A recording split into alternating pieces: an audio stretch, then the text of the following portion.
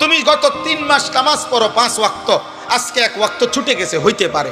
তুমি প্রতিদিন নারীর থেকে চোখ নামাও, আজকে হঠাৎ চোখ পড়ে গেছে, এটা হতে পারে। তুমি সবসময় সুন্দর করে কথা বলো, আজকে হঠাৎ জিদ্দের কারণে গালি দিয়ে ফেলছো, এটা হতে পারে।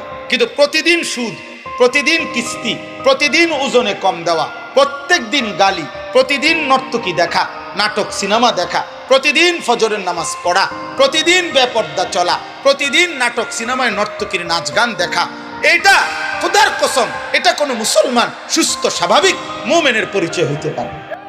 রমজান মাস আমাদের আর একদম কাছাকাছি। ফেব্রুয়ারি মাসের 17 তারিখ সম্ভাব্য চাঁদ উঠবে, 18 তারিখ রোজা শুরু হবে ইনশাআল্লাহ। আল্লাহ বলেন 11 মাস যদি তুমি কষ্ট করে আমি আল্লাহর হুকুম পালন কমও করে থাকো তো ঠিক আছে, যাও, আমি আল্লাহ আরো কমাইয়া দিলাম। 31-32 যাবে না, সর্বোচ্চ 30 অথবা 29 দিন গুনাহ থেকে মুক্ত থাকবা, আমার আদেশ পালন করবা।